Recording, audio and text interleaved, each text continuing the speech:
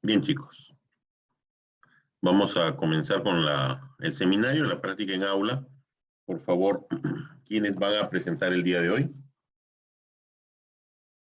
Profesor, mi grupo, ¿les digo los integrantes? A ver, por favor. Maricel Díaz, mi persona, Herrera Yangali Kevin y Mego Helera Diego. Perfecto. Vamos a ponerles para que puedan compartir. Listo, ya está. Yo voy a compartir, profesor.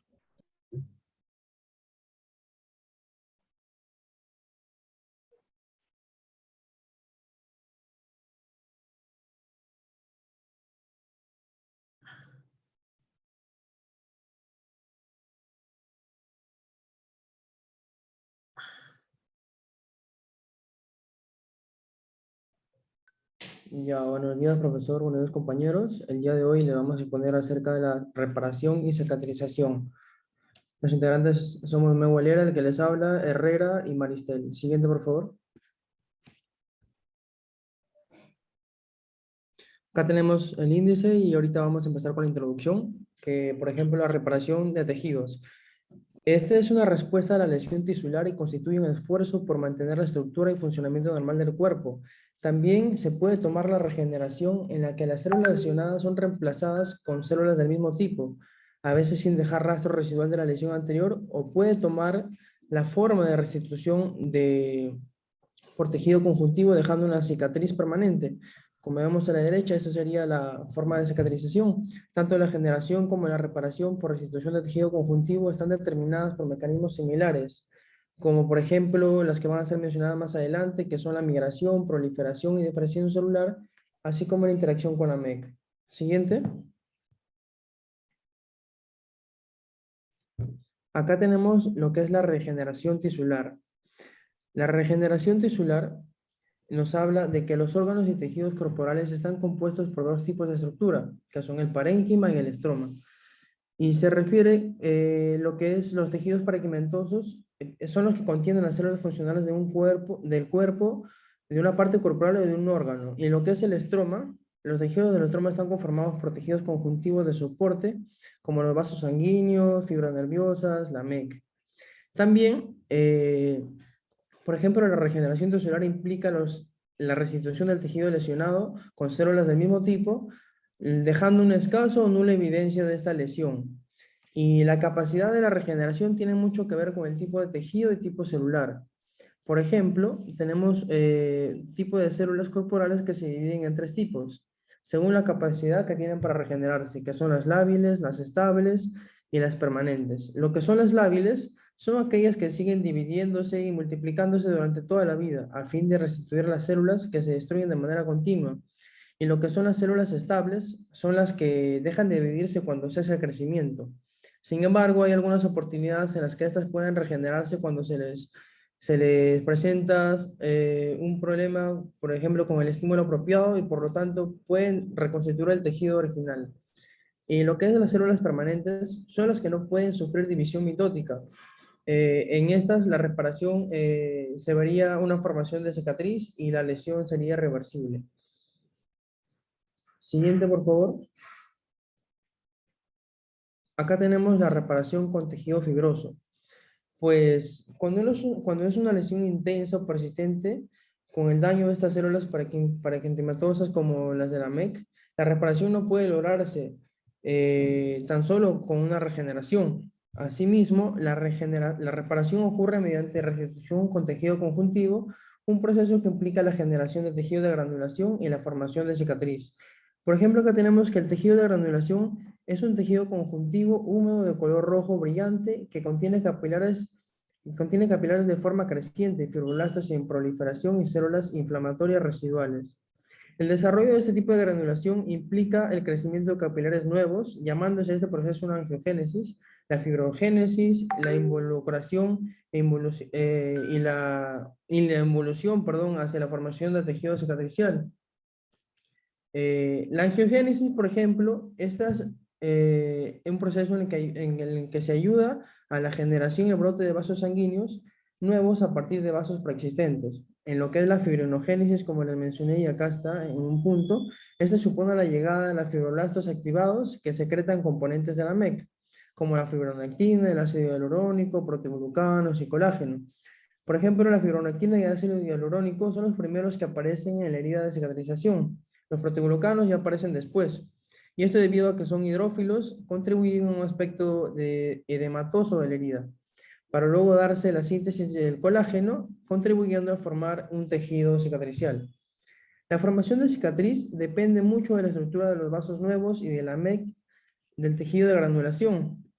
En este caso, el proceso ocurre en dos fases: la migración y proliferación de fibroblastos hacia el sitio de la lesión, y luego el depósito de la MEC por la actividad de estas células. Mediante ya va avanzando la cicatrización, disminuye el número de fibroblastos y vasos nuevos en proliferación y aumenta la síntesis y depósitos de colágeno, lo cual es importante para que se dé una resistencia a la zona de la herida. Por último, se tiene que el tejido de granulación convirtiéndose en una cicatriz compuesta por fibroblastos inactivos y ya con fibras densas de colágeno, fragmentos de tejido elástico y otros componentes mencionados de la MEC, ya dándose una cicatriz madura, pasando de un tejido de granulación a una cicatriz pálida. Siguiente. Acá tenemos lo que es regulación del proceso de cicatrización. Acá vamos a encontrar mediadores químicos y factores de crecimiento. Por ejemplo, los factores de crecimiento, factores de crecimiento y mediadores químicos. Claro, los mediadores químicos incluyen interleucinas, interferentes, factor necrótico tisular alfa y derivados del ácido araquidónico que participan en la respuesta inflamatoria. También habiendo factores de crecimiento, los cuales se designan según su tipo de origen, su actividad biológica o sobre las células que actúan. Estas controlan lo que es la proliferación, diferenciación y el metabolismo de las células durante el proceso de cicatrización de las heridas. Por ejemplo, el factor de crecimiento del tejido conjuntivo tipo beta es la que estimula la cicatrización de las heridas por medio del depósito de colágeno, la angiogénesis y la epitelización. Los factores de crecimiento también ayudan a los procesos inflamatorios que sirven como quimioatrayentes para neutrófilos, monocitos, fibroblastos, etc. Lo que es la matriz extracelular, estas tienen tres componentes básicos que son las proteínas fibrosas, los geles hidratados y las glucoproteínas adhesivas como la fibronectina, la minina, y estas también existen en dos formas básicas, la membrana basal y la membrana intersticial. Acá al costado vemos un cuadro que nos habla sobre las anomalías en la reparación de los tejidos, que nos dice que las complicaciones de la reparación tisular tienen su origen en anomalías en cualquiera de los componentes básicos del proceso, como por ejemplo la MEC, dándose una formación de cicatriz defectuosa, un exceso de reparación obteniendo por ejemplo piel queloide y formación de contractura. Siguiente. Bien, ahora vamos a hablar un poco sobre lo que es la cicatrización. Bien, nosotros aquí en esta imagen podemos ver un tejido normal y como mencionó mi compañero, dependiendo de que si es una lesión superficial o es una lesión grave, va a haber una regeneración o una formación de cicatriz. En caso de que sea una lesión superficial leve, esta se va a poder regenerar y poder llegar hasta su 100% de funcionalidad inicial. Sin embargo, en caso de que la lesión sea mucho más grave y haya atravesado el tejido conjuntivo junto a la membrana basal, esto va a tener un proceso de cicatrización, lo cual su funcionalidad no va a llegar al 100% y, bueno, como su nombre indica, va a formar una cicatrización. Esto se da mediante la reparación mediante depósitos de tejido conjuntivo. La cicatrización se da cuando ya hay una lesión grave y hay un daño en las células del parénquima y los epitelios. Básicamente, la cicatrización no forma parte, no busca lo que es la reparación, sino como va a dar una respuesta como un parche para poder restaurar el daño que se ha realizado. Bien, en esta imagen nosotros podemos observar como que un resumen de todas las fases, sus fases y todo lo que se da en la cicatrización. Algunas literaturas indican que son 4 fases, sin embargo, en las literaturas que hemos sacado la información indican 3 y justo en este mapa, resumen, también se muestran las 3, por lo cual vamos a explicarlo. Bien, aquí nosotros observamos que en la fase inflamatoria se encuentra la hemostasis y la inflamación. La hemostasis y la inflamación. La hemostasia se va a dar en los primeros instantes después de una lesión. Se va a dar una vasoconstricción para que, es como un medio para que la persona no pierda suficientemente sangre después de una lesión. También aquí se va a dar la hemostasia primaria y hemostasia secundaria para formar un tapón y que no haya una pérdida sanguínea. Posteriormente se va a dar la inflamación, que también es parte de la fase inflamatoria.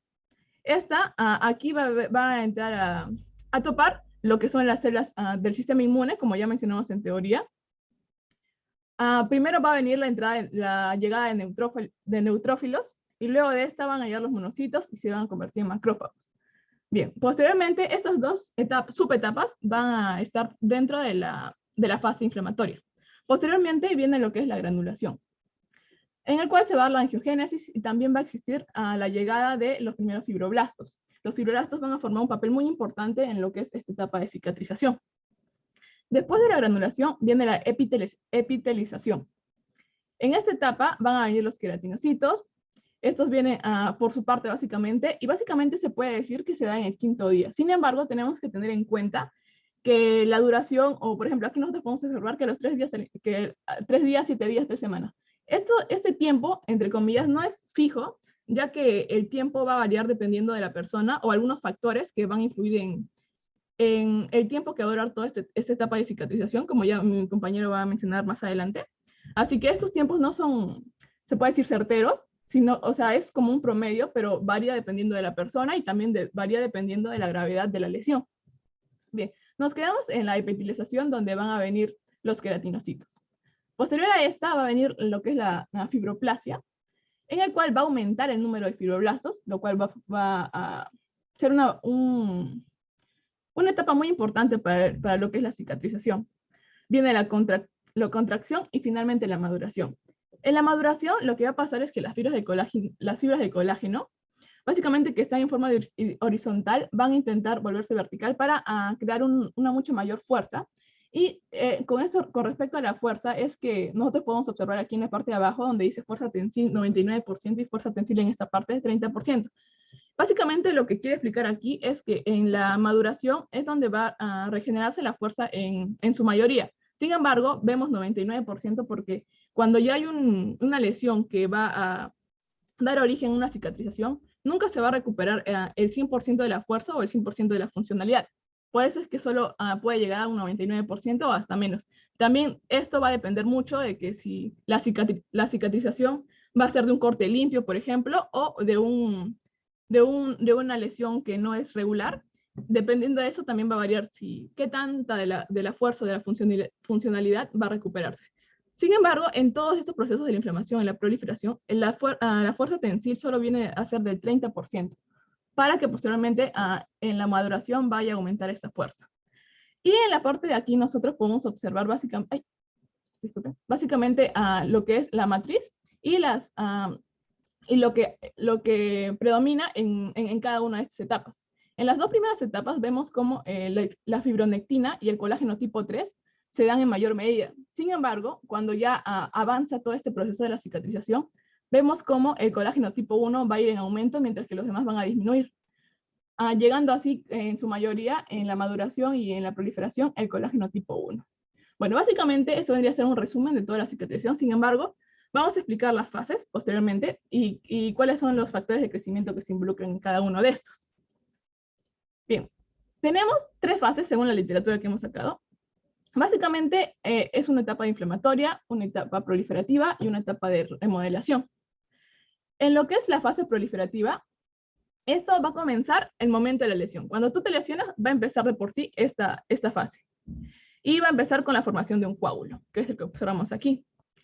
Posteriormente va a venir la migración de los leucocitos fagocíticos hacia el sitio de la herida. Tenemos que tener en cuenta que la primera célula en llegar van a ser los neutrófilos, que son los que observamos aquí. Después de la lesión va a formarse un coágulo y posteriormente van a llegar los neutrófilos. Estos van a ingerir y eliminar las bacterias que se encuentran en el sitio de la lesión, hechos por el daño que se ha causado.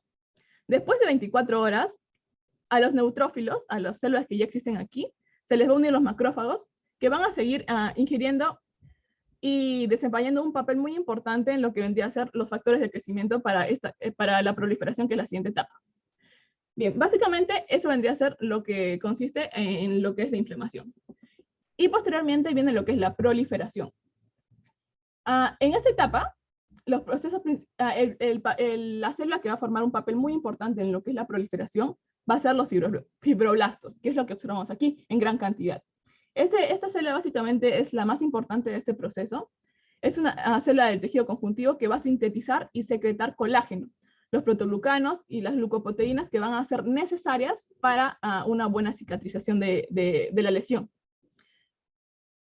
Los fibroblastos también producen una familia de factores de crecimiento que van a inducir a la angiogénesis, que son los crecimientos de vasos sanguíneos que vamos a explicar más adelante.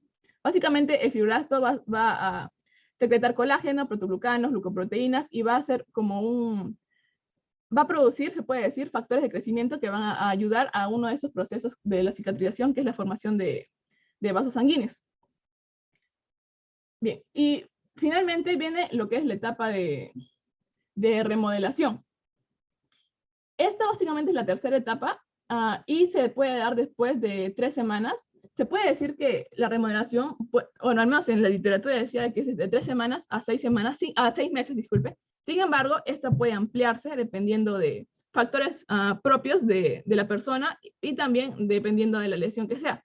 Como ya mencioné anterior, no va a ser una misma cicatrización de un corte quirúrgico que una quemadura, por ejemplo. Esto va a variar también teniendo en cuenta que a la cicatrización no va a recuperar toda su fuerza, su funcionalidad, y que también vamos a explicar posteriormente lo que es la cicatrización de primera intención y segunda intención, de que va a variar dependiendo del tipo de lesión que sea y de la gravedad de esta. Bien, la angiogenia.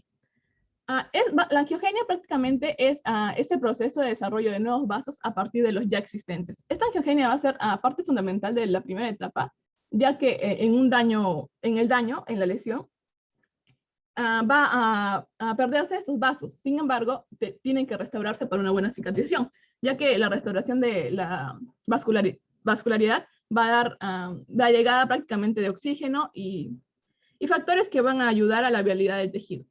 Bien, entonces, este proceso es el desarrollo de nuevos vasos a partir de los ya existentes. Tenemos que tener en cuenta que los vasos son permeables, tanto por sus uniones incompletas que tienen y como por el factor de crecimiento endotelial, que es el que observamos aquí. Que el factor de crecimiento endotelial, aquí lo ponen como BGF, que son sus siglas. Ya. Bien, para que se dé todo este proceso de la formación de nuevos vasos sanguíneos, tiene que darse primero una vasodilatación. Aquí nosotros observamos un vaso normal, y primero se tiene que dar una vasodilatación, que esto se va a dar en respuesta de lo que es el óxido nítrico.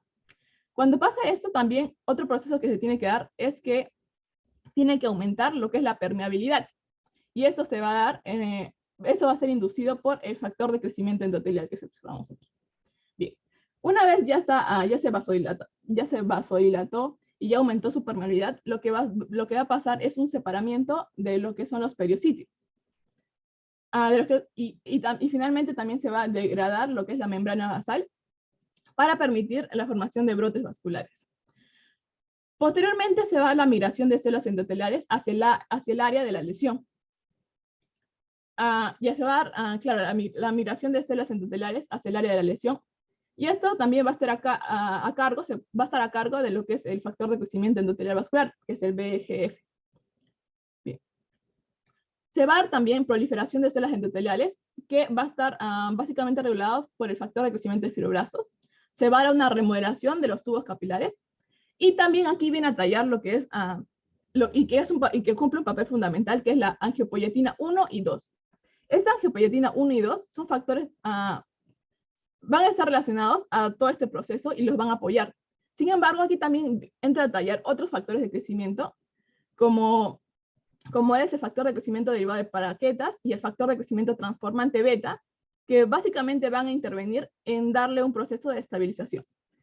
Y finalmente, después del reclutamiento celular, que tenemos que tener en cuenta que son tanto periocitos como de músculo liso, ya que nosotros no sabemos el tamaño de los vasos que se quiere reconstruir. Sabemos que a veces hay vasos más pequeños, hay vasos más grandes, y también dependiendo de esto va a darse reclutamiento de las células que necesita. Y gracias a este proceso es que se va a dar desarrollo de nuevos vasos a partir de ya existentes para una buena cicatrización Y aquí también tenemos otros dos procesos, que básicamente es el depósito de tejido conjuntivo, que forma parte de, o es la segunda etapa que yo expliqué. Sin embargo, aquí vamos a hablar un poco más de los factores de crecimiento que involucra cada esto. Básicamente, en el depósito de tejido conjuntivo se va a dar dos funciones: la migración y proliferación de los fibroblastos y el depósito de las proteínas en MEC. Tenemos que tener en cuenta que el depósito de tejido conjuntivo va a estar regulado o regido por varios factores. Entre ellos están las citocinas y los factores de crecimiento. Estos tres factores de crecimiento son los que se involucran mucho más en el depósito de tejido conjuntivo. El PDGF, que vendría a ser el factor de crecimiento derivado de plaquetas. El FGF2, que vendría a ser el factor de crecimiento de fibroblastos básicos. Y el TGF-beta, que vendría a ser el factor transformador de crecimiento beta. Este factor de crecimiento beta es una citocina muy importante, ya que va a cumplir varias funciones dentro de este depósito de tejido conjuntivo. Lo que va a hacer va a encargarse de la síntesis y depósito de proteínas del tejido conjuntivo, va a estimular la migración y proliferación de los fibroblastos, los cuales son muy importantes para la cicatrización, va a incrementar la síntesis de colágeno y fibronectina, va a inhibir las metaproteinasas, entre otras funciones. Básicamente, estos tres factores de crecimiento son los más importantes en esta segunda etapa, que es el depósito de tejido conjuntivo. Sin embargo, el factor transformante de crecimiento beta va a cumplir, es como se puede decir, indispensable, ya que va a cumplir varias funciones. Volvemos a mencionar las funciones, que es síntesis y depósito de proteínas de tejido conjuntivo, estimula la migración y proliferación de los fibroblastos, incrementa la síntesis de colágeno y fibronectina e inhibe las metaproteinasas. Y finalmente viene a tallar lo que es la remodelación. Básicamente la remodelación es el último paso y, como ya mencioné, esta se puede dar alrededor de la tercera semana después de la lesión y puede continuar a 6 meses a más. Por ejemplo, en el cuadro que mostré anteriormente decía que esto puede durar 2 años para que se dé una remodelación completa. Bien, ya bueno, tenemos que tener en cuenta que la mayoría de heridas no va a recuperar su fuerza tensor original. Siempre va a recuperar menos dependiendo de la gravedad de la herida. Y finalmente tenemos que tener en cuenta que existe una cicatrización de primera y segunda intención. Básicamente lo vamos a explicar en esta imagen, que se ve un poco más detallado. Aquí nosotros podemos observar, al final se puede decir, vamos a irnos al final, donde se ve la diferencia en la cicatrización. Aquí nosotros observamos que, si bien es cierto, existe una cicatriz con una unión fibrosa, vemos que en esta se ve de distinta manera. En esta no se ha regenerado mucho el epitelio y vemos que hay una contracción en la herida. Y esto se debe a la gravedad de la lesión. Bien, en la cicatrización de primer grado, por ejemplo, solo afecta la capa epitelial y va a darse mecanismos de reparación. Esto también se le puede llamar cicatrización de primera intención o unión primaria. Un ejemplo de estos vendría a ser lo que ya estuve mencionando. Un ejemplo de cicatrización de primera intención podría ser una incidura quirúrgica, el cual es aséptica, o sea que no existen muchos microorganismos, ya que se da bajo un ambiente controlado y que es con una instrumentaria que va a dejar una lesión uniforme. Bien, básicamente este vendría a ser un ejemplo de cicatrización de primera intención. Esta cicatrización o la herida que genera una cicatrización de primera intención va a generar poca muerte celular.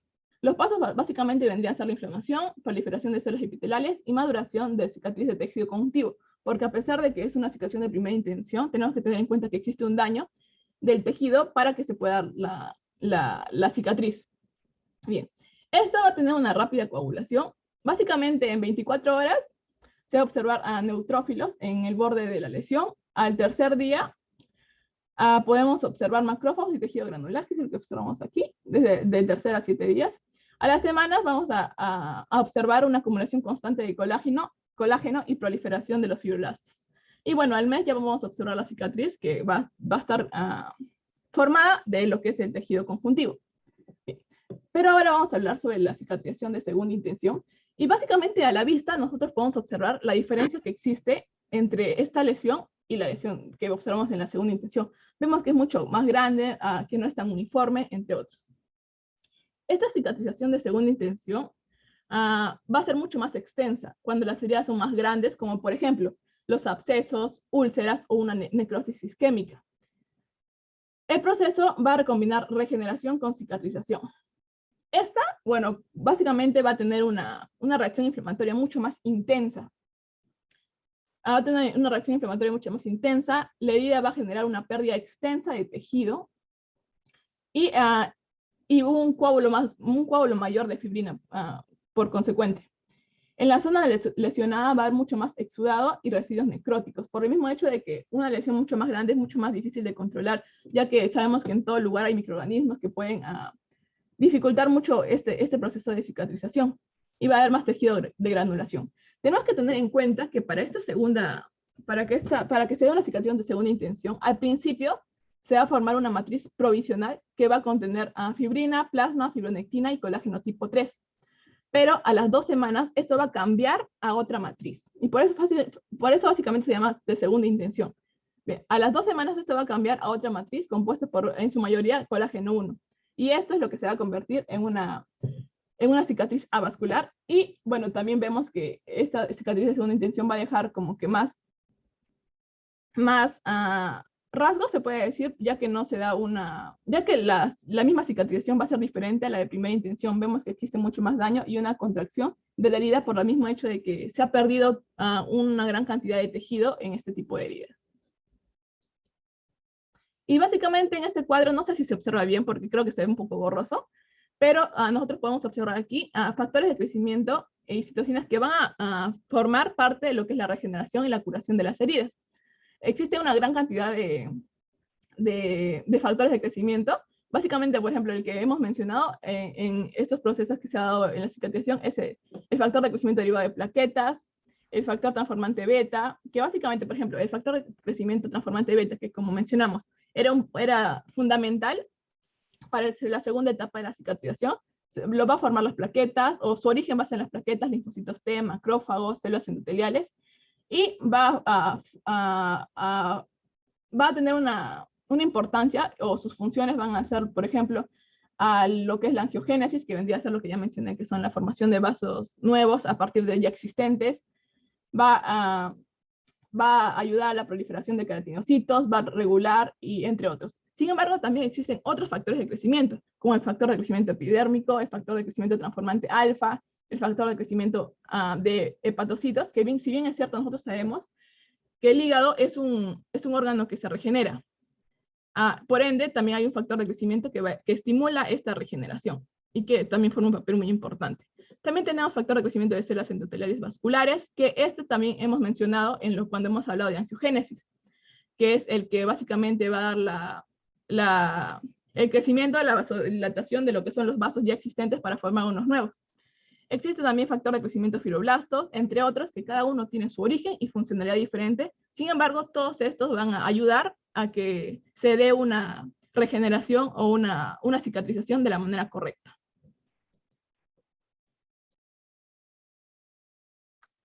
Buenos días, compañeros. Bueno, después de ver todos estos procesos en los cuales se da lo que es la cicatrización, ¿no? Como vemos que no participan, por ejemplo, los neutrófilos, los macrófagos, los fibroblastos, ¿no? En todo esto, existen muchos factores, tanto locales y sistémicos, que van a influir en la cicatrización de las heridas. Entre las que causan anomalías en la cicatrización está, por ejemplo, la desnutrición, lo que es un aporte deteriorado del flujo sanguíneo y de oxígeno, anomalías en la respuesta inflamatoria e inmune, también la infección y los efectos de envejecimiento, ¿no? No va a ser igual, por ejemplo, la recuperación de un niño, por ejemplo, cuando tiene heridas, que en un adulto edad, bueno, mayor, ¿no? Siguiente. Bueno, vamos a detallar un poco de cada uno de estos factores. Como vemos aquí en la desnutrición, vamos a hablar de los factores que afectan en la cicatrización, y en este caso voy a hablar de la desnutrición. En general, para que se realice una buena cicatrización, es necesario la presencia de reservas adecuadas, por ejemplo, de proteínas, carbohidratos, lípidos, también vitaminas y algunos minerales. Bueno, lo que ocurre en la desnutrición es que anula o reduce la velocidad de cicatrización. Entonces, si hay una ineficiencia proteica prolongada, la fase inflamatoria de la cicatrización esta insuficiente de proteica va a prolongar la fase inflamatoria, ¿no?, de la cicatrización y va a limitar la proliferación, por ejemplo, de los fibroblastos, que en esta etapa es muy importante. La síntesis también de lo que es el colágeno y de la matriz proteica, ¿no? Y también de la angiogénesis. Y por último también sería de la remodelación de la herida, ¿no? Por otro lado tenemos a los carbohidratos, que son necesarios como fuente de energía para los leucocitos. También tiene un efecto protector para para las proteínas y ayuda, por ejemplo, en que se consumen los aminoácidos, o sea, que se lo utilice como combustible en el proceso de cicatrización. Bueno, los lípidos también tienen un factor muy importante, bueno, una función muy importante, que son constituyentes esenciales de la membrana celular y son indispensables para lo que es la formación de nuevas células. Y también tenemos a las vitaminas A y C, que tienen un papel importante en el proceso de la cicatrización. Por ejemplo, la vitamina C es importante para lo que es la síntesis de colágeno, y si hay insuficiencia, se presenta una secuencia, por ejemplo, inapropiada de lo que son aminoácidos. Entonces no se genera un enlace apropiado entre estos aminoácidos, ¿no? Entonces los productos de la síntesis de colágeno no se retiran a partir de la célula, afectando a las heridas nuevas que no cicatricen bien y que las antiguas presenten lo que es dehiscencia, ¿no?, que viene a ser cuando la herida se vuelve a abrir, por decirlo de esa manera. Y bueno, si se administra, por ejemplo, vitamina C, esto ayuda a lo que es restaurar con rapidez el proceso de la cicatrización, ¿no?, hasta que llegue un poco a la normalidad. En cambio, la vitamina A también tiene un papel muy importante en la cicatrización de las heridas, sobre todo en la fase inflamatoria, donde la vitamina A va a estimular el sistema inmune. Esto hace que aumente el número de macrófagos y monocitos en la herida durante la fase inflamatoria, y también estimula lo que es la epitelialización y la producción de colágeno. Por otro lado, también tenemos la vitamina K, que es importante para la fase de la hemostasia de la cicatrización, y una deficiencia de esta vitamina puede causar, por ejemplo, hemorragias, deterioro de la reparación de heridas y causar también infección. El zinc es un mineral que interviene como un cofactor para el sistema enzimático en la cicatrización de heridas. Influye en la estabilización de la membrana celular, el metabolismo de carbohidratos y también el transporte, ¿no?, sobre las vitaminas A y C. Niveles bajos del zinc pueden estar asociados con, por ejemplo, retrasan así el proceso de la cicatrización de las heridas, ya que va a existir una discapacidad para la proliferación de estos fibroblastos, ¿no?, como ya vimos que era importante en la fase, en una de estas fases de proliferación en las que ya vimos, ¿no? Y también para la epitelialización y la síntesis de colágeno. Siguiente.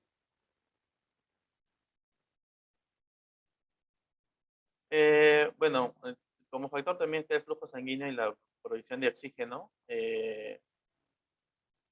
Por ejemplo, para lograr una buena cicatrización es importante tener un buen flujo sanguíneo, ¿no?, adecuado, en la cual este flujo sanguíneo da aporte tanto de nutrientes y también retira los desechos de toxinas, por ejemplo, que se encuentran en el lugar, en el lugar lesionado.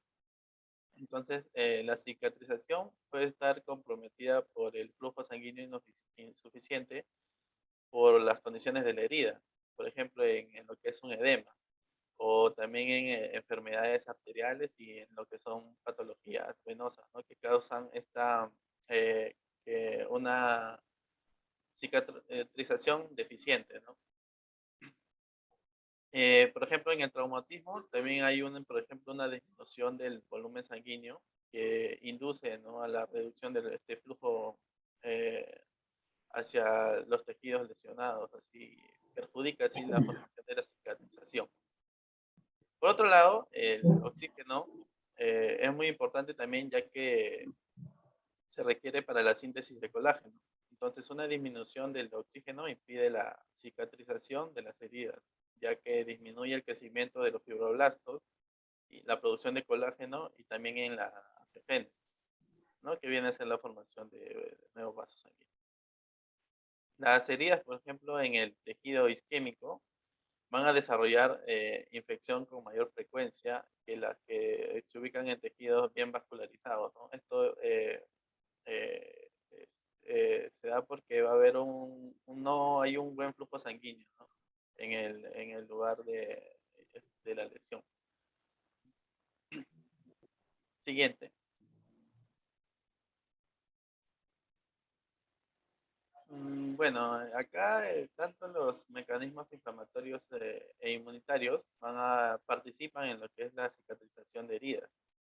La inflamación es importante en la primera fase de cicatrización de la herida, mientras que los mecanismos inmunitarios evitan las infecciones que comprometen la cicatrización.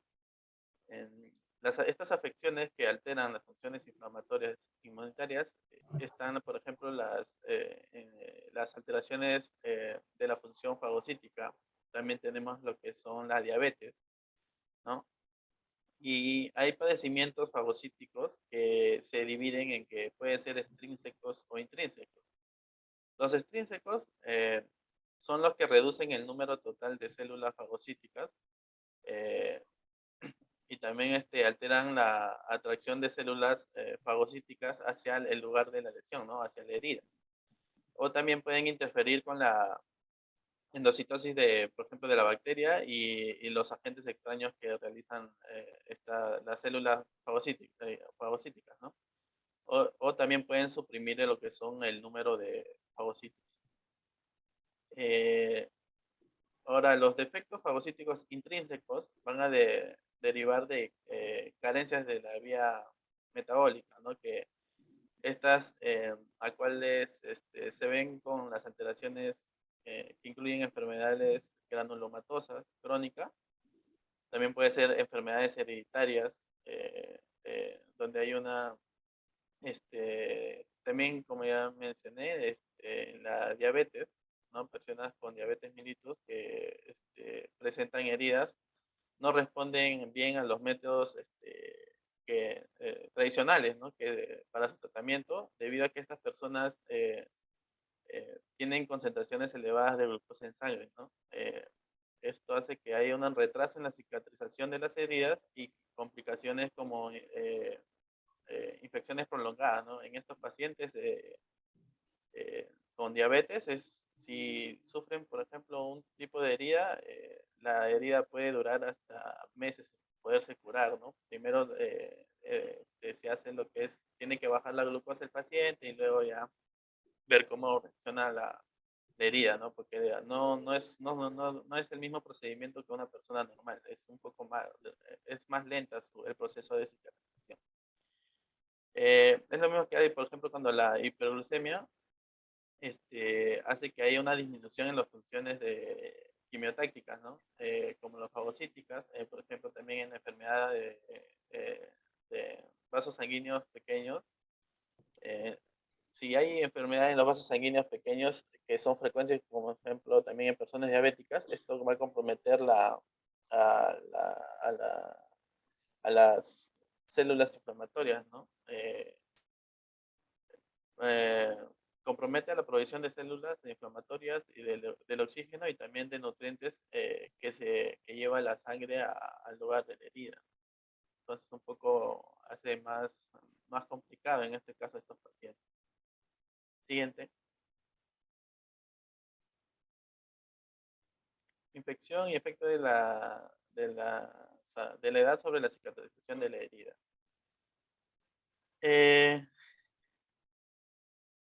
Bueno, en la infección va a existir una contaminación y dehiscencia de la herida que retrasan la cicatrización, ¿no? Esto quiere decir por infección o porque la herida se vuelve a abrir. La infección prolongada la infección prolonga lo que es la fase inflamatoria y altera la formación de tejidos de granulación e inhibe lo que es la proliferación de fibroblastos y el depósito de fibras de colágeno, ¿no? Entonces, hay factores también mecánicos, como lo que es el incremento de la presión local o la torsión, que hacen que los bordes de la herida se separen, ¿no? Y eso es lo que produzcan o se presenten lo que es la dehiscencia. Los cuerpos extraños también tienden a la contaminación bacteriana, ya que estos cuerpos no dejan que la herida pase por estos procesos en los cuales se dé la cicatrización, ya que obstruye, ¿no? Por ejemplo, en el lugar lesionado y hace que esto se tenga en contacto con los microorganismos, ¿no? En las cuales pueden retrasar la cicatrización, como pueden ser algunos objetos con el que se ha cortado uno, ¿no? O que se ha introducido, por ejemplo, fragmentos de madera, vidrio o otros compuestos que pueden ingresar a la herida. Como les mencioné al inicio, no va a ser igual a que el efecto el efecto de la edad influye mucho, ¿no? Sobre la cicatrización de las heridas. En sí vienen a ser entre la cicatrización de las heridas en los niños son similares a los de los adultos. En el libro que saqué esta información, menciona que los niños tienen una mayor capacidad para la reparación que el adulto, pero mencionan que los niños pueden carecer de reservas necesarias para garantizar una cicatrización apropiada, ¿no? Y esta falta de estas reservas, cuando hay, por ejemplo, un cambio súbito de la temperatura y de temperatura y diseminación rápida de infección, esto con facilidad es porque, por ejemplo, el niño tiene un sistema inmunitario inmaduro, ¿no? Y carece de experiencia antigénica al organismo que contamina la herida. Entonces, la cicatrización de estas heridas también dependen, como ya mencionamos, de un factor que es la nutrición adecuada, ¿no? Los niños por ejemplo, con algunas afecciones como lo son la diabetes o problemas de malabsorción, tienen mayor riesgo de complicaciones en las heridas y también hay mayor tendencia a desarrollar pérdida de la integridad de piel, ¿no? Como úlceras. Esto vamos a ver tanto en niños como en adultos, ¿no? Las úlceras por presión. Y, por ejemplo, también en las personas mayores, en la piel de las personas mayores de edad, presentan cambios estructurales y funcionales, que por ejemplo ellos presentan que hay una reducción del grosor térmico, hay una disminución también de colágeno y pérdida de la elasticidad. Estos cambios en la piel avanzan con la edad y por cómo han estado expuestos durante toda su vida, ¿no? Por ejemplo, de las personas están en el verano, le gusta ir a la playa, no está en contacto con la radiación, con el sol. Entonces, esto también afecta lo que es la piel de las personas, ¿no? Entonces, acá también vemos en por cuánto tiempo estaba expuesto al sol, ¿no? En las personas mayores, bueno, han estado casi por más tiempo o sea, toda su vida en comparación a los niños, ¿no? Entonces, los adultos mayores también van a mostrar disminución en lo que es la síntesis de colágeno y los fibroblastos. Y su revitalización va a ser más lenta en lo que son las heridas abiertas, ¿no? Los adultos mayores van a ser más vulnerables, por ejemplo, a heridas crónicas, también úlceras por presión, también porque pueden tener algunas enfermedades como diabetes y la cicatrización va a ser más lenta, ¿no? También menciona que estas heridas o úlceras en sí que pueden presentar las personas mayores es porque ellos ya presentan otra enfermedad, ¿no? Como puede ser diabetes o inmovilidad también. Estar postrados en la cama, ahí le produce más lo que son las úlceras por presión, ¿no? Y esto es lo que le afecta más a los pacientes mayores de edad. Siguiente. Bueno, como conclusión, tenemos que los tejidos lesionados se pueden reparar, ¿no? A partir de una regeneración celular de tejido lesionado con células del mismo tejido o de tipo parenquimatoso también. O también por tejido cicatricial para lograr una buena reparación. Claro que la reparación, como ya hemos mencionado, no va a ser lo mismo, ¿no? Que a como estaba antes nuestra piel antes de sufrir estas lesiones. También que la cicatrización de la herida se compromete cuando hay, por ejemplo, afecciones en las cuales, como esto, ¿no? El flujo sanguíneo, que disminuye el flujo sanguíneo y producción de oxígeno, también el aporte de nutrientes, esto disminuye lo que es la respuesta inflamatoria y también retrasa lo que es el proceso de cicatrización. Bueno, vamos a ver que la cicatrización también posee fases de inflamación, donde intervienen las células del sistema inmune, una fase de proliferación en la cual se construye un tejido nuevo y finalmente la etapa de remodelación, ¿no? Dando como resultado lo que es la cicatrización. Siguiente. Bueno, eso sería todo. ¿Esa es toda la presentación del grupo? Sí, profesor. Porque se han apurado, ¿no? Porque nos queda 1 hora todavía. Recuerden que la práctica en aula son 2 horas, ¿ah? Así que tienen tiempo para explayarse en realidad. ¿Ya? A ver, ¿alguna pregunta para sus compañeros? ¿Algún aporte de alguno de los presentes?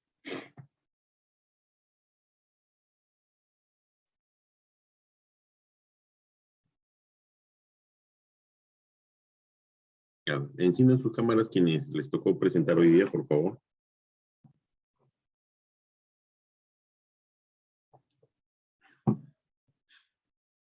Stephanie, te escuchamos. Sí, en realidad era un aporte. Yo estuve buscando información sobre el cáncer y la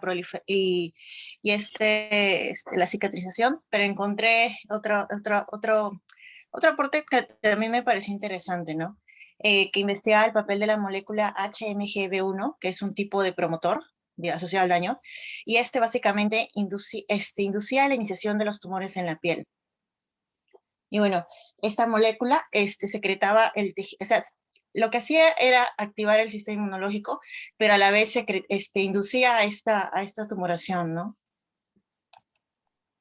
Y bueno, también nos menciona en el artículo que retrasaba lo que vendría a ser la reparación en las lesiones en la piel, y esto conducía a la tumorigenicidad en las heridas, y básicamente esto era mediado por la formación de las NETs, y claro, en exceso esto producía este tipo de lesiones.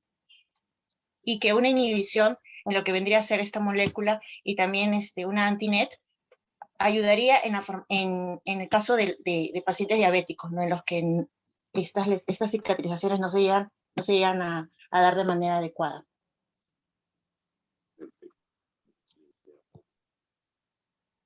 Muy bien, Luis Fernando, te escuchamos. Gracias, Stephanie. Ok, profesor. En mi caso había abarcado también sobre los factores que intervienen en el proceso de cicatrización. Aparte de lo ya mencionado por mis compañeros, quería abarcar, bueno, en este caso mencionar lo que viene a ser el consumo de tabaco, puesto que había leído que este hábito en las personas también lo que ocasionaba era que se contribuía a una alteración de este proceso de cicatrización y ocasionaba que su proceso no sea normal, puesto que su contenido como la nicotina o monóxido de carbono, lo que hacían era disminuir el flujo sanguíneo, y adicionalmente también el tabaco lo que originaba es que se inhibía tanto la proliferación de fibroblastos y por ende lo del colágeno, muy aparte de que ¿cómo se llama? Formaba lo que viene a ser chalonas, que estas en sí se mencionaba que su proceso final era inhibir lo que son procesos de epitelización, abarcando así una mala formación de esta cicatrización, y se recomendaba en este caso prendas de presión como una de las sugerencias. Ello era por eso. Perfecto. Muy bien, Luis Fernando. Muchísimas gracias. Kevin, te escuchamos. Sí, profesor. Hemos visto en el seminario cómo es el proceso de cicatrización y cómo se da fisiológicamente. En algunas ocasiones, en las etapas de remodelación, por ejemplo, existen desbalances por la sobreproducción podría ser de factores de crecimiento o de otros factores que se involucran en la cicatrización, y producto de ello, por ejemplo, podríamos tener la cicatrización queloide. Ah, ¿se me escucha bien, bro? Sí, sí se escucha bien, perfecto. La cicatrización queloide, por ejemplo, en el cual hay una sobreproducción de colágeno, ¿no?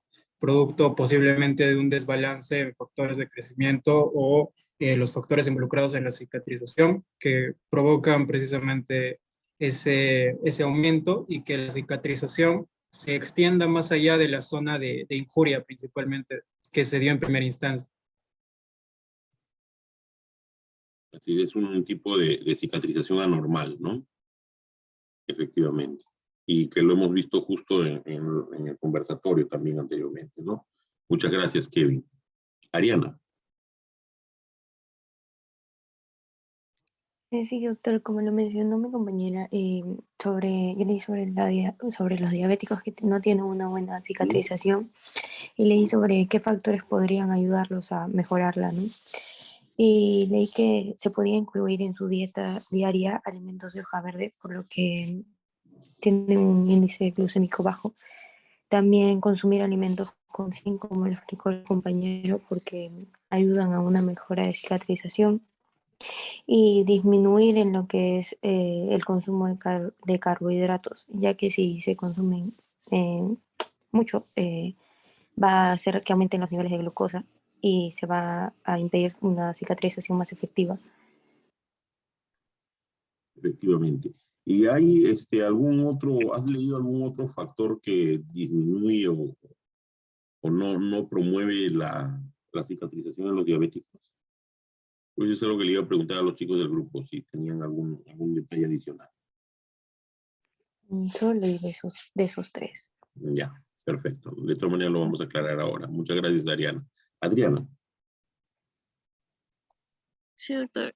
Bueno, añadiendo también a lo que ya participó mi compañero, acerca de de la anomalía dentro de la cicatrización, que sería la formación de queloides, que prácticamente sería un exceso de colágeno, pero también está ubicado dentro de lo que sería de la dermis, el tejido subcutáneo, y que mayormente esto se daba en personas afroamericanas o en personas asiáticas, pero después de una perforación de orejas, también se podrían ubicar después de una operación quirúrgica, sitios de vacunación, también podemos encontrar en lo que sería en la parte de los hombros, en la espalda, y rara vez que se podrían ubicar de estos podrían ser en lo que serían las partes genitales o en o en las palmas de las manos.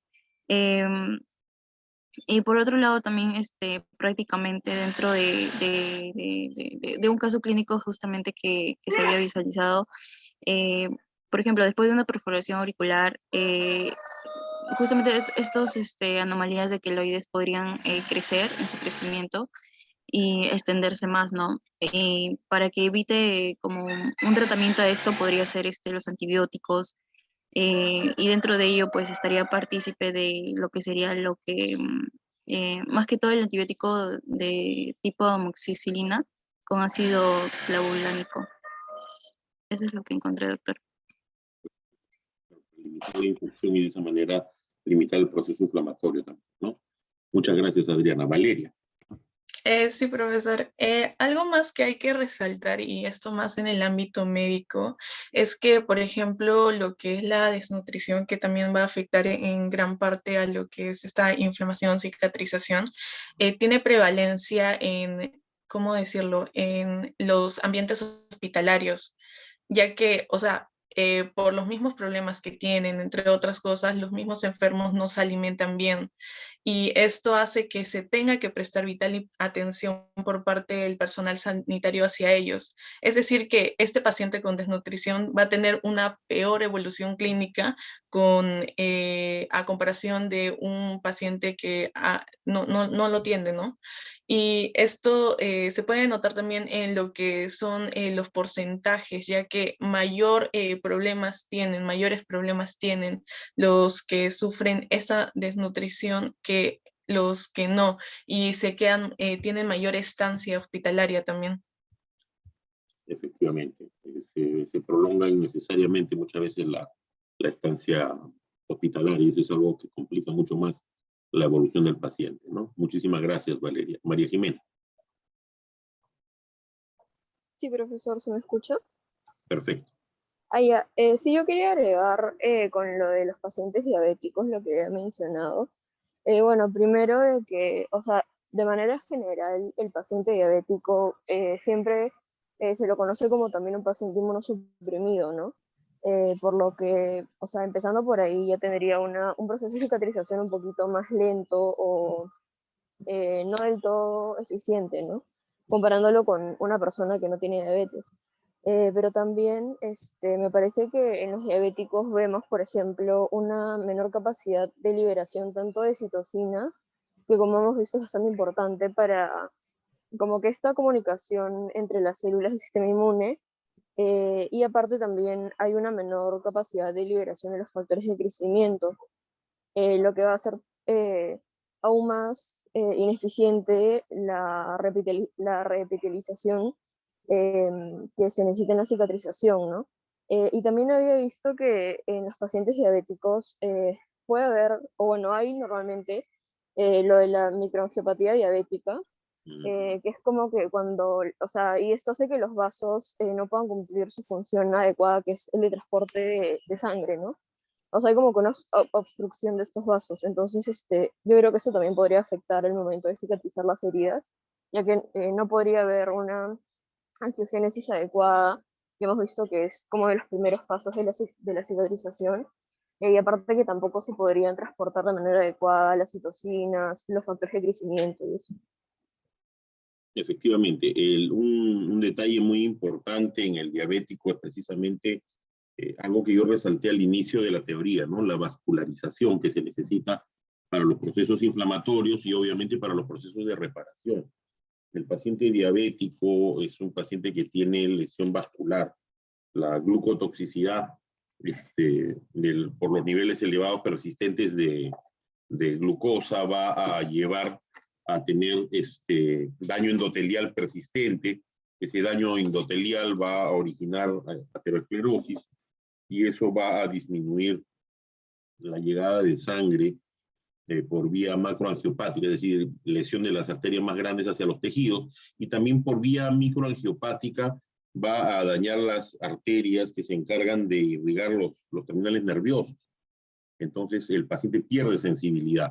Al perder sensibilidad, entonces no se da cuenta de que se ha hecho heridas, que se ha hecho lesiones, y aparte del deterioro de la inmunidad que hace que persista el proceso infeccioso sin control, hace que no se pueda cicatrizar las heridas adecuadamente. Entonces, si no hay un buen control glicémico, es muy difícil que el paciente diabético logre superar, por ejemplo, heridas en los pies, que es donde se suele ver, y el paciente termina con amputaciones, precisamente porque no hay forma de restituir tampoco el flujo arterial, y termina una herida simple, termina complicándose como una herida profunda, con necrosis, con osteomielitis, es decir, infección del tejido óseo, y la persistencia del tejido necrótico hace que la vida del paciente, ya no solamente la herida que no cicatriza, ¿no?, esté en riesgo, porque recuerden que la inflamación persistente va a hacer que se liberen citoquinas, ¿no?, como el necrosis tumoral alfa, que va a deprimir la función miocárdica, que de por sí también ya está disminuida por acción de la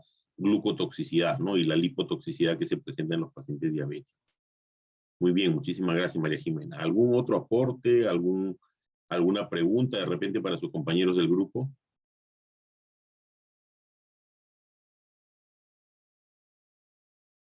Ruth, te escuchamos. Sí, doctor, mi pregunta que quería hacer es que si se mencionaron la regeneración, por ejemplo, del hígado, entonces, ¿cómo se da la regeneración del hígado? A ver, chicos. Profesor, como sabemos nosotros que el hígado es un órgano que se regenera, si no me equivoco, está dentro de los tejidos estables que pueden regenerarse. Bueno, esto básicamente se da por dos procesos, si no me equivoco. Uno es la sensibilidad previa y el otro es la fase de factor de crecimiento.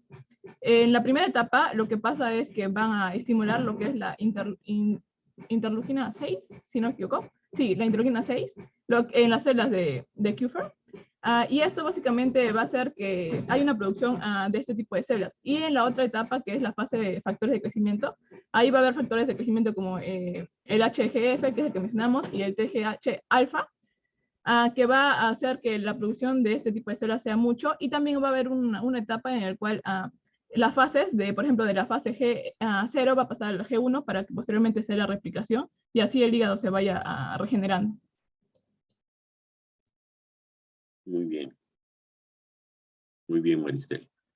Es importante reconocer la capacidad de regeneración que tiene el hígado, ¿no? A pesar de que podemos ver que en algunos casos se ve tan superada, por ejemplo, los pacientes que tienen cirrosis hepática, en la cual el tejido es reemplazado por un tejido fibroso completamente, ¿no? No funcional. Pero ustedes tienen, por ejemplo, en el caso de una hepatitis viral, van a tener una necrosis importante de hepatocitos. Y sin embargo, el hígado se recupera, ¿no? El hígado se recupera, vuelve a crecer el tejido celular normal. Es un órgano muy noble, ¿no? Y por eso también en las hepatectomías también se puede ver regeneración del tejido hepático, efectivamente. Muy bien. ¿Alguna otra pregunta? ¿Algún otro aporte? Diana Arela. Te escuchamos. Sí, profesor, respecto a la cicatrización, también estaba revisando un artículo que nos habla sobre el cáncer y nos habla también de las drogas que se dan en un tipo de cáncer que afecta el tejido epitelial, donde nos dice que hay un bloqueo del sistema EGFR, algo así recuerdo, y nos dice que esta administración de drogas buscan bloquear el factor de crecimiento epidérmico, que es bueno, van dirigidas especialmente a eso y a su receptor, y eso ha resultado beneficioso para pacientes con tumores, en este caso de tumores sólidos de origen epitelial, pero que con esas drogas tienen un efecto secundario en donde también van a causar alteraciones en la cicatrización, porque dicen que este sistema también tiene que ver con esos factores de cicatrización. Y además de ello, también otros estudios generales donde nos habla de que los pacientes con cáncer, las quimioterapias, radioterapias, entre otros, van a causar una cicatrización tardía. Efectivamente. ¿Y por qué la quimioterapia retrasaría o la radioterapia podría retrasar la cicatrización? En el estudio nos hablaba de que va a causar que, me parece, vasoconstricción en las arterias, algo así de forma general, y bueno, al no llegar la sangre, estos factores de coagulación también bueno, esos factores que la acompañan no causan esta cicatrización tardía. Claro. Pero entre otras cosas, lo que vas a tener es las células neoplásicas, como vamos a ver la próxima semana, me parece que hoy ya toca el tema de neoplasias en teoría, tienen un ciclo celular muy acelerado, ¿no? Incontrolado. Entonces, precisamente la quimioterapia y la radioterapia actúan sobre esos ciclos, los ciclos celulares. Entonces, es probable que más bien disminuya la división celular, la proliferación celular, y de esa manera es que tenga problemas para la cicatrización, ¿no? Pero sí está interesante el aporte, Diana. Muchísimas gracias. Bianca, te escuchamos. Sí, profesor. Bueno, me pareció algo interesante lo de las fístulas enterocutáneas. Mi pregunta para los chicos era, o sea, las fístulas enterocutáneas es como una abertura que hay en el intestino y que va a sobrepasar hasta la piel, ¿no? Quería preguntar, ¿cuál de las tres fases creen que está implicada o que está más comprometida en este caso? ¿La inflamatoria, la proliferación o la remodelación?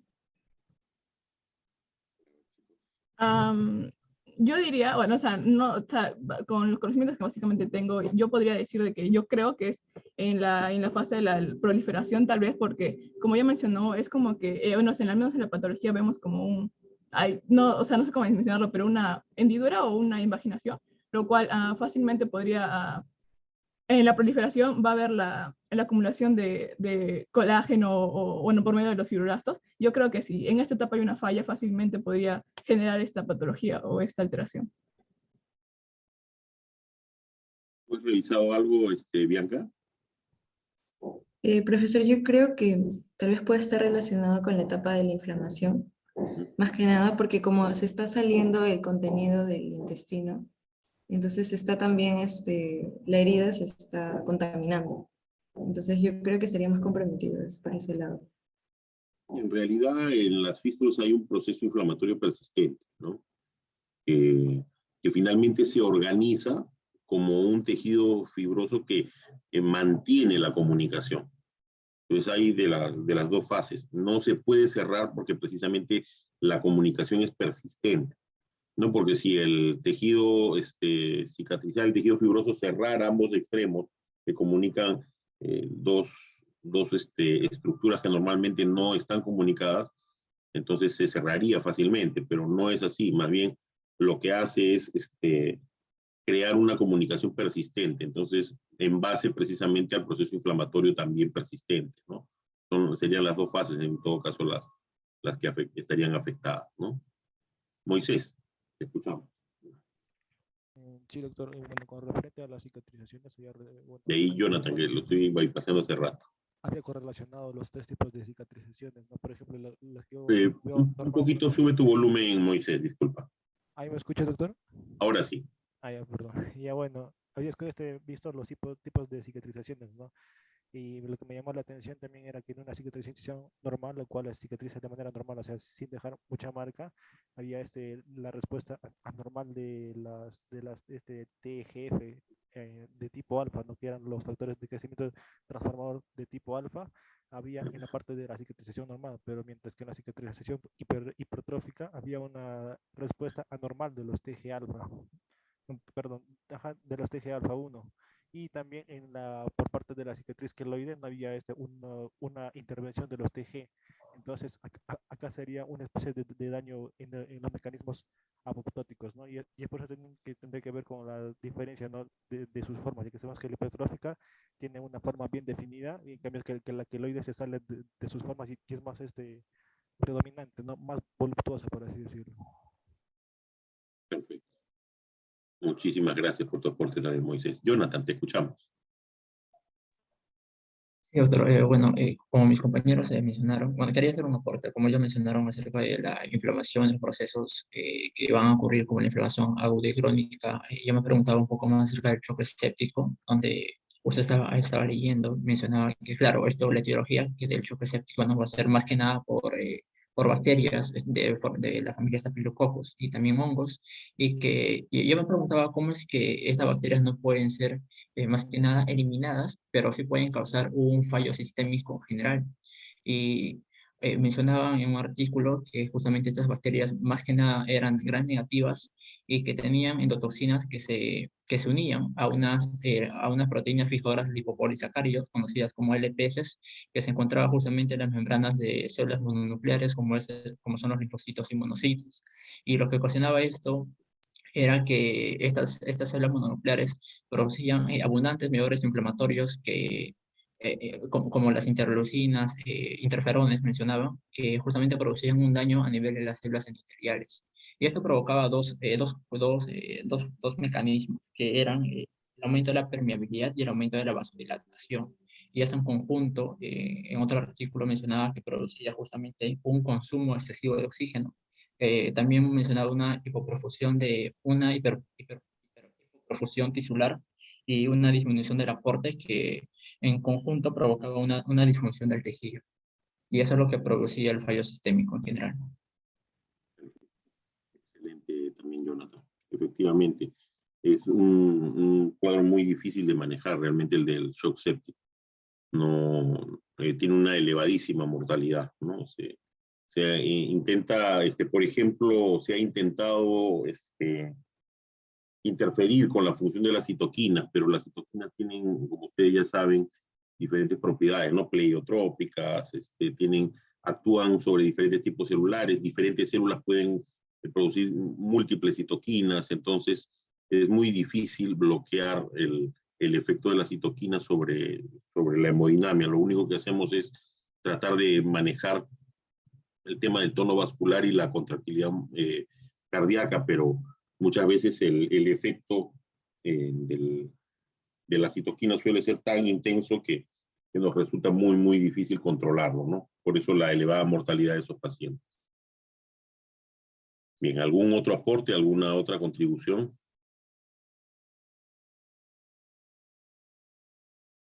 Bien, chicos.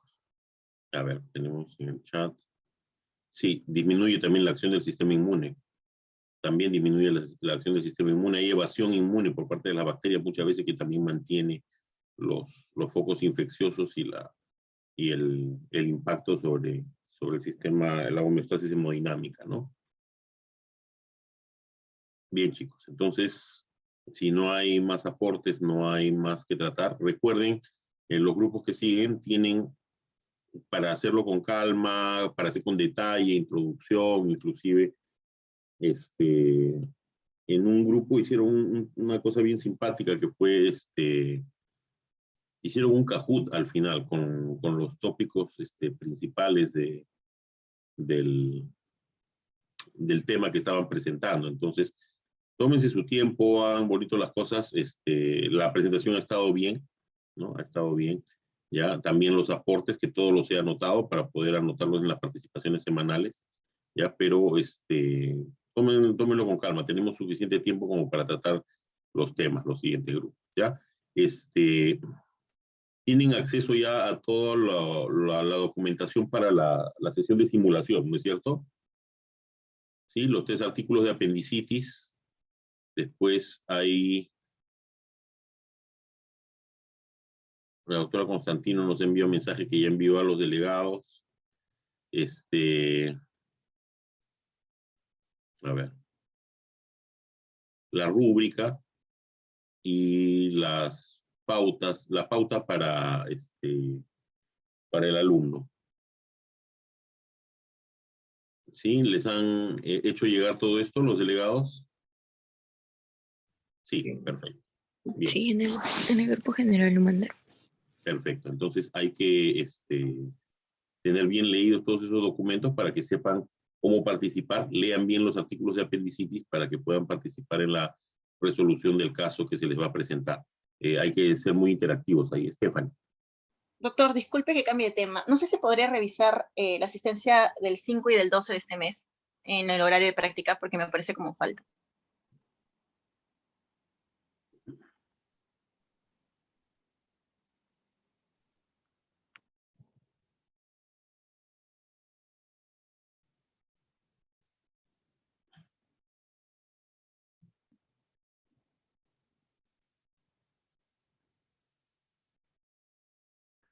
Doctor, también tenía una consulta. Sí. Había visto un video de un médico que hace cirugías plásticas y, bueno, mencionaba también que, bueno, y también para iba mi pregunta, ¿no? ¿A qué se debería, por ejemplo, el médico hizo una cirugía plástica y de un implante mamario y en el cual la paciente encapsuló este implante mamario con tejido fibrilar, o sea, era una especie de tejido duro que era tejido cicatrizal, ¿no? Con ausencia de vasos sanguíneos ahí, y cosa que al implante lo reducía y lo deformaba, ¿no? Y cosa que la paciente lo rechazaba. Entonces, ¿esto a qué se debería de que la paciente lo rechace o no lo rechace? ¿Y por qué por qué se podría producir ese tejido, ¿no? El cual lo causaría. Bueno, en realidad los implantes vienen a ser un cuerpo extraño, ¿no? Entonces, finalmente, ese tipo de rechazos vienen a ser respuestas particulares de cada organismo, ¿no? Entonces, no necesariamente todos vamos a reaccionar de la misma manera, ni tampoco ante diferentes situaciones se reacciona de la misma manera muchas veces. Entonces, más que nada debe ser una reacción idiosincrática, ¿ya? A ver, ¿quién me consultó sobre la asistencia? Ah, yo, doctor. Stephanie Landa Soto. Profesor, disculpa, yo también tengo problemas con la asistencia el 5, el 12 y bueno, hoy día. El tema es que no tengo para pasar asistencia en el horario de práctica. Solamente en la teoría. Porque lamentablemente lo que dice práctica 4C1 solamente hay 10 alumnos. Sí, doctor, eso yo también le quería consultar, porque En todo tengo caso, presente en todas las teorías, pero falta en todas las prácticas.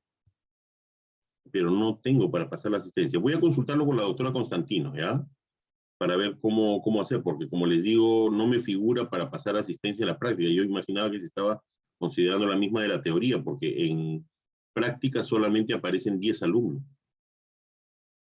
No, 2, 4, 6, 8, 10, 11 alumnos. Son los únicos que aparecen. Ángelo. Profe, yo también tengo el mismo problema que mi compañera. Tengo falta el día 5, 12 y hoy día de práctica. Pero como les digo, no puedo pasar asistencia. No puedo pasar asistencia. Voy a consultarlo con la coordinadora del curso, ¿ya? Para ver de solucionar ese tema. ¿A ustedes les aparece así como inasistencia? Sí, profe. A ver, un favor, mándenme a mi correo electrónico, lfajardo.c, captura de pantalla de esas inasistencias para poder hacer la consulta. Ya, porque como les digo, en el Educanet no me aparece la posibilidad de marcar asistencia. Y debería aparecer. ¿Ya? Para consultar por la naturaleza del curso que tiene sus múltiples características, entonces probablemente se está generando este problema. Pero para solucionarlo, para marcarle inmediatamente a todos la asistencia para estas primeras semanas, ¿ya? Pero mándenme la captura hoy mismo para hacer la consulta y poder resolver el tema, ¿ya? Doctor, ¿le mandamos a la delegada o cada uno le manda? No, mándenme cada uno. Está bien, doctor. Mándenme cada uno ahorita, ¿ya? Manden captura de las inasistencias para poder verificar esto con la doctora Constantino. Sí, Anel, estamos en proceso de ver ese tema, ¿ya? También con la coordinadora del curso. Ariana. Doctor, yo no pude rendir el primer test y le mandé Y ya se a usted recuperó, a su ¿ah? correo. Ya se recuperó. Este No, domingo no, se ha recuperado.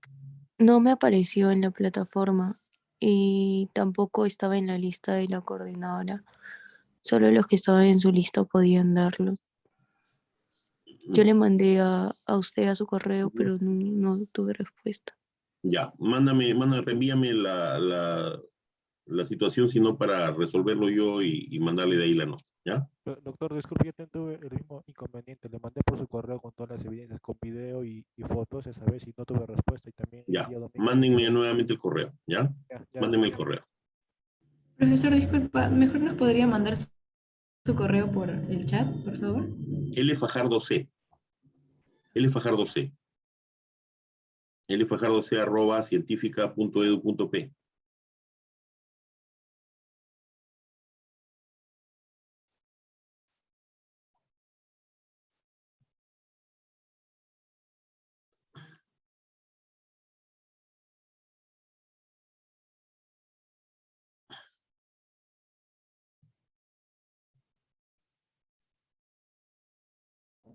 Doctor, disculpa, yo tenía una pregunta sobre la clase pasada. Lo que pasa es que en hígado, cuando se hacía una hepatectomía, no una lobectomía, lo que nos dijeron que era, en la PPT salía que era hiperplasia, pero yo había leído un artículo justo hace el siglo pasado y decía que realmente sufrí hipertrofia, porque las células no es que se generaban más células, sino que crecían los hepatocitos.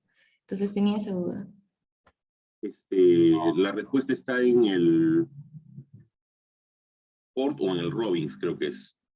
Leí justamente un La pregunta la hice artículo. yo, pero recuerden que en el sílabus dice que las respuestas se dan, o sea, los reclamos se presentan primero con los libros de texto.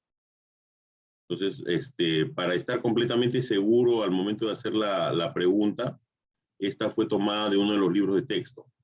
A ver, un ratito. Yo también le envié un mensaje a su correo y ahí había un artículo donde decía justamente hipertrofia. No, pero el artículo no vale más en este momento que el libro de texto, por eso te digo. Ah, ok. A ver, un ratito, un ratito.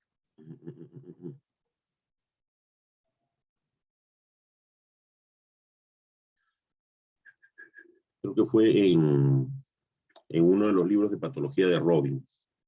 Está el dato.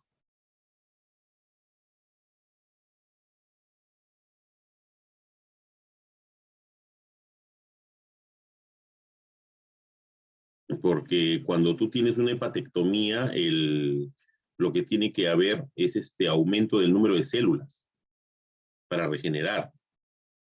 Efectivamente, es hiperplasia. Hiperplasia es. ¿Ya? No hay hipertrofia. A ver, no es hipertrofia, es hiperplasia. Ah, ok. ¿Ya? Muchas gracias. A ver, un ratito. Sí, yo quedé con la duda, inclusive después de que vi las diapositivas del curso, y entonces he buscado la bibliografía correspondiente. A ver, un momentito. Vamos a encontrarlo rapidito. Ya que tenemos tiempo todavía. Adobe. Te digo ahorita, vas a ver.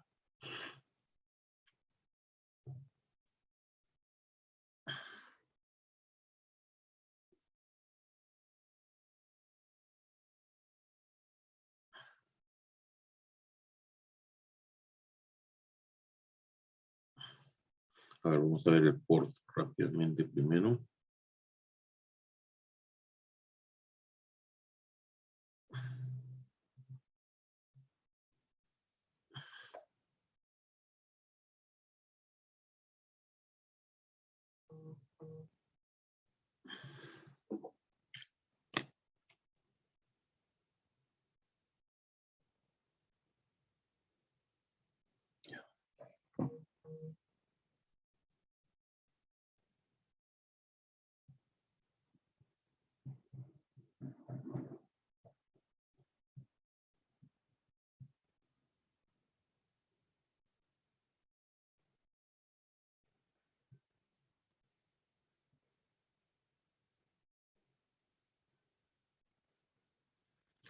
A ver.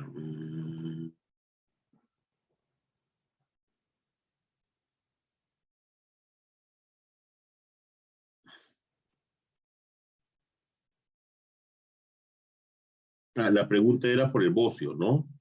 ¿O no? No, era por el hígado. Ahorita la acabo de buscar en el port y dice hiperplasia compensatoria. Claro, es hiperplasia porque tiene que haber aumento del número de células. ¿Ya? Generalmente en el tejido muscular, sí, lo que pasa es que yo había hecho una pregunta sobre el bocio. El bocio, no fue sobre el hígado, fue sobre el bocio. Pensé que esa era una pregunta mía. Entonces, en el bocio también hay hiperplasia. ¿Ya? Hay hiperplasia, no hipertrofia. Pensé que era por eso, pero efectivamente en el hígado sí tiene que haber hiperplasia, porque si no, imagínate, si tú haces la hepatectomía, el hígado se queda chiquitito. No es hipertrofia, es hiperplasia, aumenta el número de células de todas maneras. ¿Ya? Sí, doctor, gracias. Ya. Bien, chicos. ¿Algo más? ¿Algún otro tema más?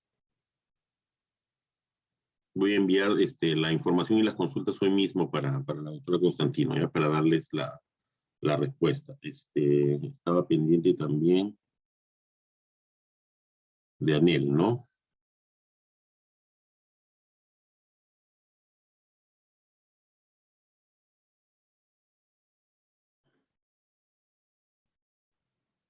Ya, Anel, mándame el correo también para hacer las consultas de toda la sección el día de hoy, ¿ya?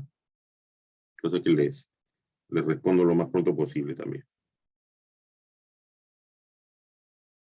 Bien, chicos, entonces eso sería todo por el día de hoy. Prepárense bien para su simulación. Aprovechen al máximo, participen al máximo en la sesión de simulación porque eso les va a hacer empezar a vivir lo del sentirse médicos. Así que es importante, ¿ya? Lean bien los artículos, anoten todo lo que necesitan, ténganlos bien a la mano para que puedan participar, ya sea como voluntarios, porque al final todos deberían participar en la sesión de simulación, interactuando con el paciente en algún momento, en las 4 simulaciones, ¿no? Y para que puedan, como les digo, sacarle el jugo a la experiencia, ¿ya? Bien, chicos, nos estamos viendo entonces la próxima semana. Cuídense mucho. Hasta luego. Gracias, doctor. Hasta luego, profesor. Hasta luego, chicos. Cuídense mucho.